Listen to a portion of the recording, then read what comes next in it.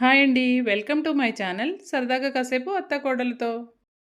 Hi hello అండి. ఈ కట్టిని నేను ఇంట్లోనే ఈజీగా డిజైన్ చేసి స్టిచ్ చేశాను. అది ఎలాగో ఒకసారి చూసేయండి మరి. డిజైన్ కోసమని ఇలా కొన్ని పీసెస్ని కట్ చేసుకున్నాను. మధ్యలో థర్మాకోల్ బాల్ని పెట్టి ఇలా థ్రెడ్ సహాయంతో ఇలా చుట్టి పెట్టుకున్నాను. నేను అనుకున్న విధంగా డిజైన్ చేయడానికి కావాల్సిన పీసెస్ రెడీ చేసి పెట్టుకున్నాను.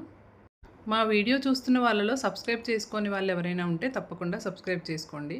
అలాగే మా వీడియో నచ్చితే ఒక లైక్ చేయండి. నాకు కావాల్సిన లెంత్లో ఇలా 4 పీసెస్ కట్ చేసుకున్నాను. ఈ కట్టన్ స్టిచ్ చేయడానికి టైలర్సే అవసరం లేదండి. స్ట్రైట్గా స్టిచ్చెస్ వేయడం వచ్చిన వాళ్ళు ఎవరైనా ఇది స్టిచ్ చేసుకోవచ్చు. కట్ చేసుకున్న 4 పీసెస్లో 2 పీసెస్ని స్ట్రైట్గా ఇలా జాయింట్ చేసుకుని స్టిచ్ చేసుకోవాలి. జాయింట్ చేసుకున్న తర్వాత కింద ఫోల్డింగ్ కోసం ఒక 4 ఇంచెస్ ఎక్స్ట్రా తీసుకున్నాను. అది కూడా ఫోల్డ్ చేసి స్టిచ్ చేసుకున్నాను. బిగినర్స్ ఎవరైనా ఉంటే ఈ వీడియోని తప్పకుండా సేవ్ చేసి పెట్టుకోండి. ఎందుకంటే ఇంట్లో ఉన్న క్లాతులతోనే ఇలాంటివి కుట్టడం ప్రాక్టీస్ చేస్తూ ఉంటే మీరు స్ట్రెయిట్ లైన్స్ కుట్టడం, ఫోల్డ్ చేసి కుట్టడం ఈజీగా వచ్చేస్తుంది. చాలా బాగా ప్రాక్టీస్ అవుతుంది. అది మీకు ఫ్యూచర్లో కూడా ఉపయోగపడుతుంది. మీరు డ్రెస్సెస్ అవి స్టిచ్ చేసుకునేటప్పుడు కూడా లైన్స్ అవి క్రాస్గా రాకుండా, వంకర టింకరగా అవ్వకుండా నీట్గా కుట్టడం ప్రాక్టీస్ అవుతుంది. నేను ఈ కర్టెన్కి కొలతలు ఏమీ చూపించలేదండి. మనకు కావాల్సినంత లెంత్ తీసుకుని కింద పైన ఫోల్డింగ్ కోసం ఎక్స్ట్రా తీసుకుంటే సరిపోతుంది. మీ ఇంట్లో మీ విండోకి కావాల్సినంత లెంత్ తీసుకోండి.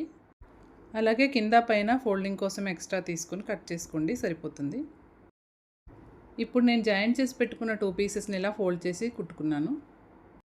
కట్ చేసి పెట్టుకున్న 4 పీసెస్లో ఇంకో 2 పీసెస్ ఉన్నాయి కదా, ఇవి నేను ఒక 30 ఇంచెస్ వరకు స్టిచ్ చేసి ఆపేసాను. ఇక్కడ వీడియోలో చూస్తే మీకు అర్థమవుతుంది. ఇక్కడ నేను చూపిస్తున్నట్టు ఇలా స్లిట్ లాగా వదిలేసాను, ఒకసారి చూడండి. కర్టెన్ రెడీ అయిన తర్వాత ఒకసారి గమనిస్తే ఇలా ఎందుకు వదిలేసానో మీకు అర్థమవుతుందండి. ఇక్కడ నేను చూపిస్తున్న విధంగానే కాకుండా మీ దగ్గర ఉన్న క్లాత్ని బట్టి మీరు ఎలా కావాలంటే అలా డిజైన్ చేసుకోవచ్చు. ఇక్కడ నేను చూపిస్తున్న వైట్ క్లాత్ కాకుండా ప్లెయిన్ క్లాత్ని నేను పాత కట్టెల్లోంచే కట్ చేసి తీసుకున్నానండి. మనకి ఏదైనా చేయాలనే ఆలోచన ఉండాలి, కానీ అన్నీ బయట నుంచి డబ్బులు పెట్టి తీసుకురావాల్సిన అవసరం లేదండి. మన దగ్గర ఉన్న వాటిలో నుంచే మనం ఈ విధంగా ప్లాన్ చేసుకుని స్టిచ్ చేసుకోవచ్చు. చూస్తున్నారు కదా ఇప్పుడు నేను రెడీ చేస్తున్న పీసెస్ని. ఇవి చూస్తుంటే చిన్న చిన్న బొమ్మల్లా భలే ఉన్నాయండి. వీటిని నేను స్టిచ్ చేసేటప్పుడు ఎక్కడెక్కడ స్టిచ్ చేయాలో ముందుగానే మార్క్ చేసి పెట్టుకున్నాను. మార్క్ చేసి పెట్టుకున్న తర్వాత ఇలా అటాచ్ చేశాను. ఇప్పటివరకు నేను కుట్టింది మీకు ఐడియా వస్తుందని ఇలా ఒకసారి చూపిస్తున్నాను. మీకు అర్థమైందని అనుకుంటున్నానండి. ఇప్పుడు ఈ పైన చూపిస్తున్న పీస్ని అటాచ్ చేసేద్దాం. ఇక్కడ ఈ 2 పీసెస్ని కలిపి ఇలా ఒక స్టిచ్ చేసుకున్నాను. డిజైన్ కోసం రెడీ చేసి పెట్టుకున్న పీస్ని కూడా దీనికి అటాచ్ చేస్తున్నాను. ఇలాంటివన్నీ మనం బయట కొనాలంటే బోల్డ్ అంత కాస్ట్ ఉంటాయండి.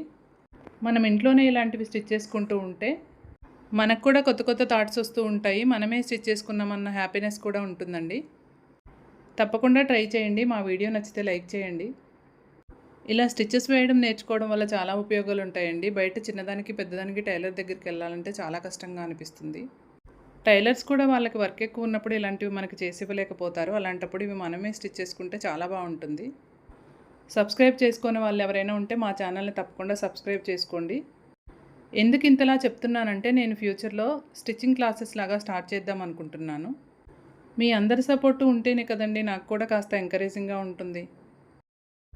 తప్పకుండా ట్రై చేయండి. నెక్స్ట్ వీడియోలో కలుద్దాం. బాయ్.